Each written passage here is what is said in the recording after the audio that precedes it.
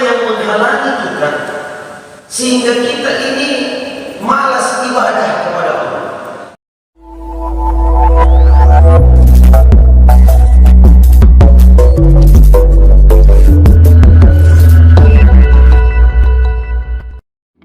Warahmatullahi wabarakatuh. Waalaikumsalam. Alhamdulillahirabbil alamin wa bihi nasta'in ala umuri dunya waddin. Asyhadu an la ilaha illallah wahdahu la syarika lahu wa asyhadu anna Muhammadan abduhu wa rasuluhu. Amma ba'd. Bapak Ibu hadirin jamaah subuh rahimakumullah. Kembali kita memuji dan bersyukur kepada Allah Subhanahu wa taala di mana di subuh hari ini alhamdulillah Allah Subhanahu wa taala masih memberikan kepada kita limpahan nikmat. Di antaranya adalah berupa nikmat kesehatan, kekuatan serta kesempatan untuk kita dapat bersama-sama hadir di masjid ini melaksanakan sholat subuh secara berjamaah. Memulai hari kita ini dengan ibadah kepada Allah Subhanahu wa taala. Semoga ibadah salat subuh yang kita tunaikan ini dapat diterima sebagai pahala di sisi Allah Subhanahu wa taala. Semoga ibadah yang kita tunaikan ini menjadi timbangan amal pemberat nanti kita di akhirat kelak, di hari di mana tidak ada lagi manfaat harta dan anak-anak pada saat ini. Yauma la yanfa'u malun wala banun illa man atallaha biqalbin salim. Hari di mana tidak berguna lagi harta dan anak-anak kecuali yang datang kepada Allah dengan hati yang selamat. Semoga kita senantiasa terus termotivasi untuk melakukan ibadah, untuk melakukan amalan, sebab inilah yang sangat bermanfaat sewaktu kita hidup di dunia, sewaktu kita meninggal dunia, bahkan sampai nanti di akhirat kelak. Inilah yang sangat bermanfaat. Kita mungkin semuanya sudah tahu bahwasanya tujuan Allah menciptakan kita ini kan untuk ibadah kepada-Nya. Wa ma khalaqtul jinna wal insa illa liya'budun. Tidaklah aku ciptakan jin dan manusia kecuali untuk beribadah kepada-Ku, kata Allah Subhanahu wa taala. Tujuan Allah Subhanahu wa taala menciptakan kita selain ibadah adalah untuk melakukan amalan-amalan kebaikan. Allati khalaqal mauta wal hayata liyabluwakum ayyukum ahsanu amala.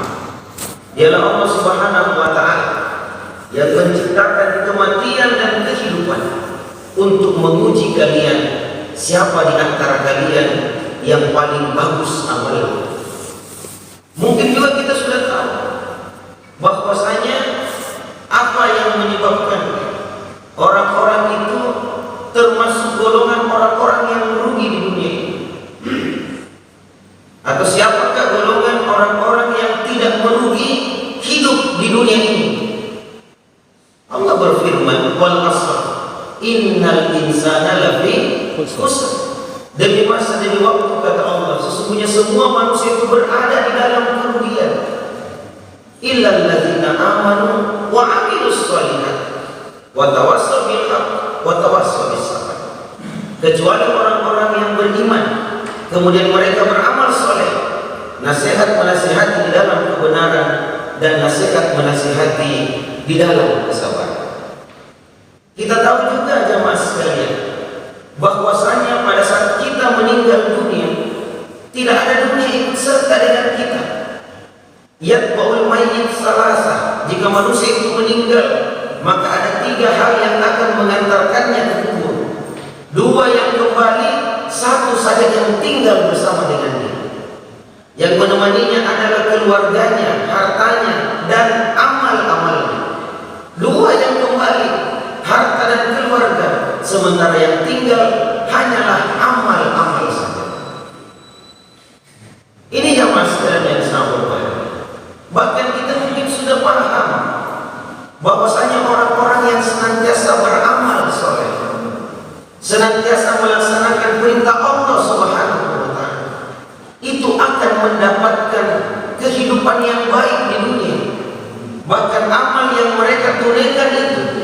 ibadah yang mereka kerjakan tersebut Allah ganjar dengan pahala yang jauh lebih baik.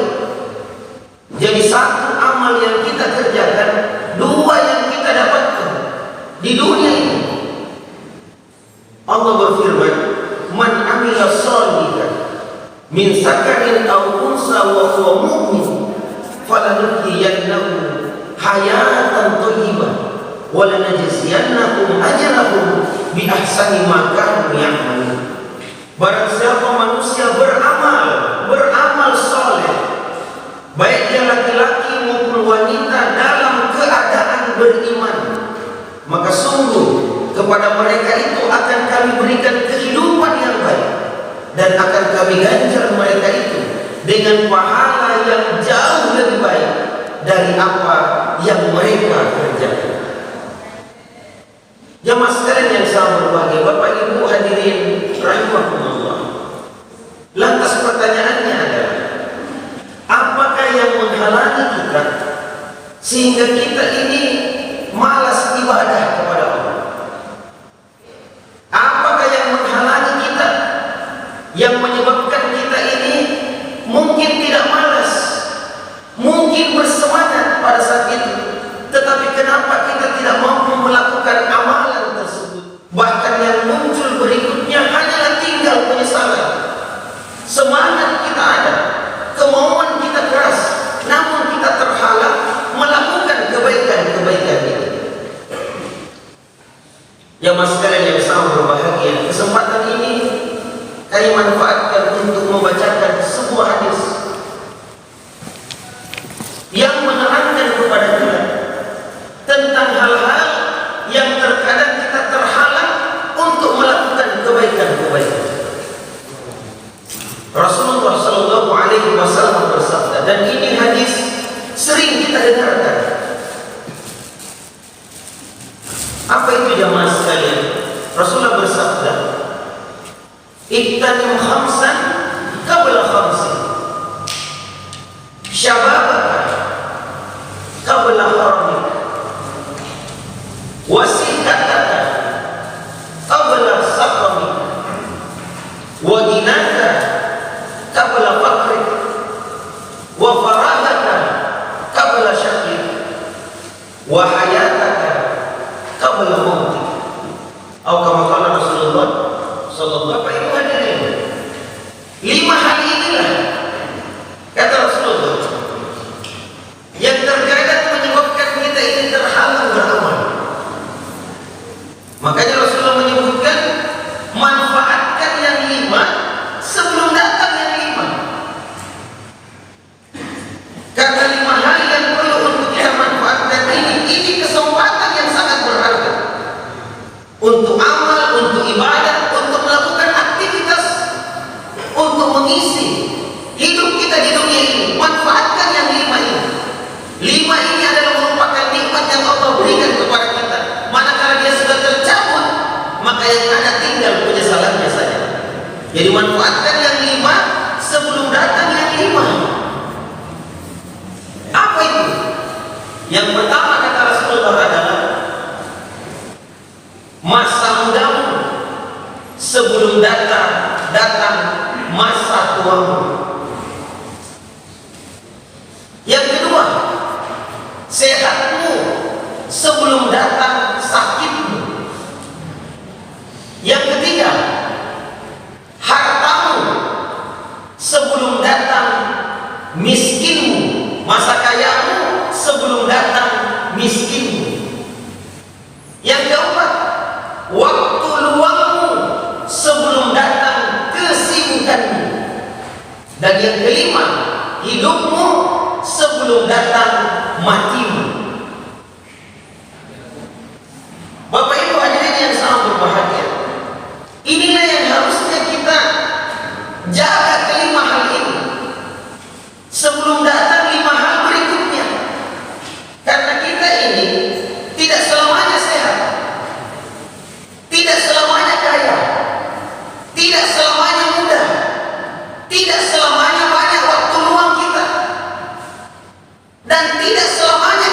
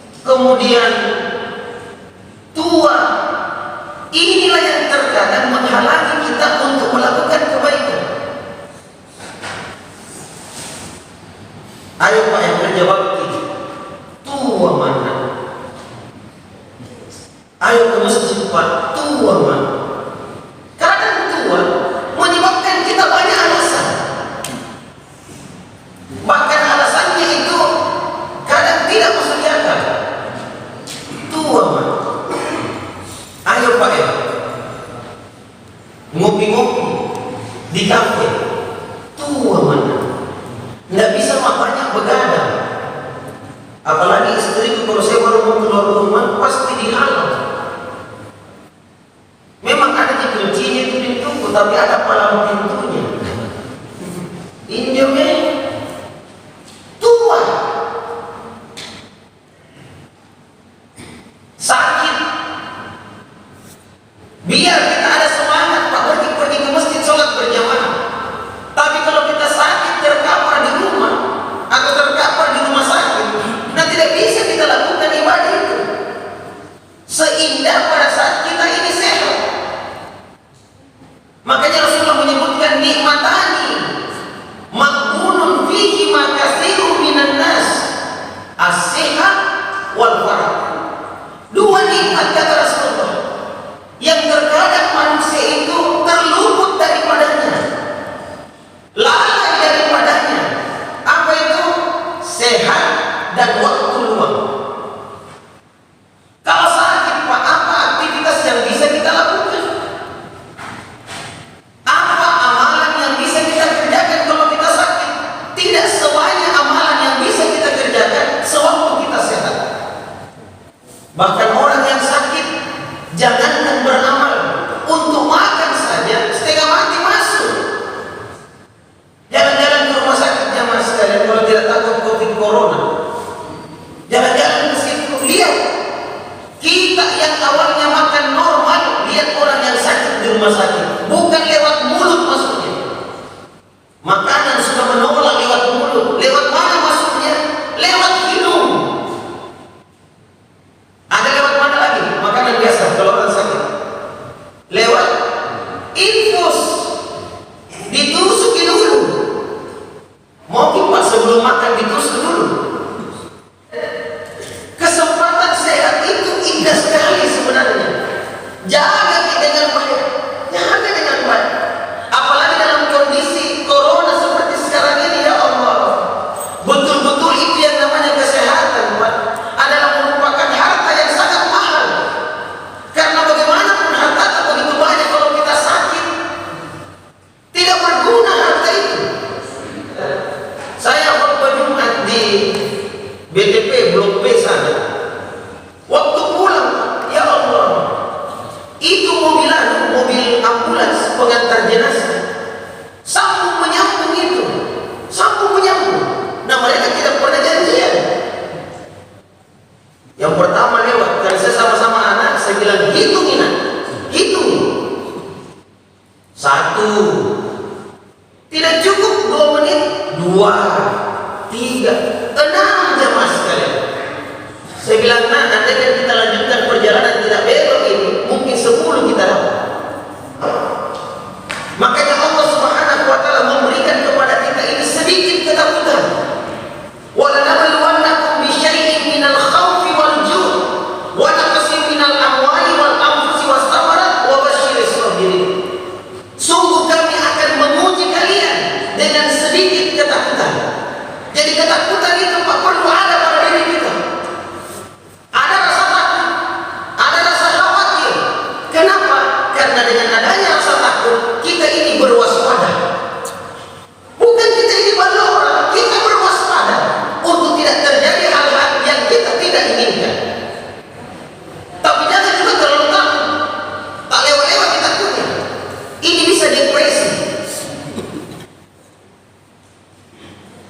Karena dia sudah belajar tentang mikroba. Ya, sudah belajar tentang mikroba. Takutnya luar biasa.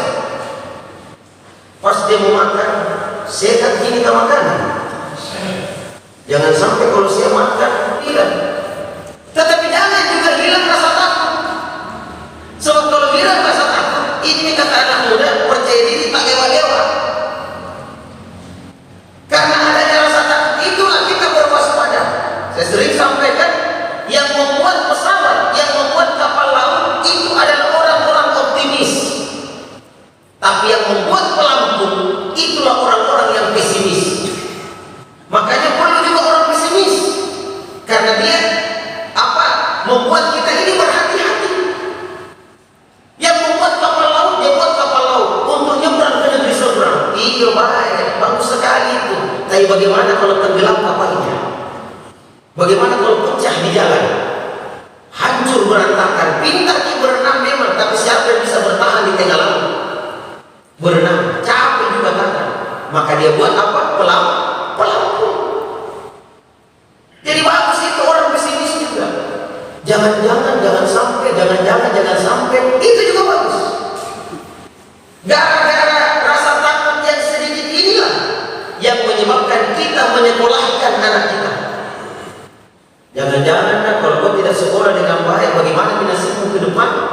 Sedangkan yang sekolah saja jadi pengangguran, apalagi tidak sekolah. Ini jamaah sekali, karena adanya sedikit rasa takut pada diri kita yang menyebabkan kita bangun subuh-subuh, Pak. Enaknya tidur kita, enaknya. Tapi tiba-tiba kita terbangun, alhamdulillah. Kemudian kita berangkat ke masjid, Pak, karena adanya rasa takut sedikit. Kenapa?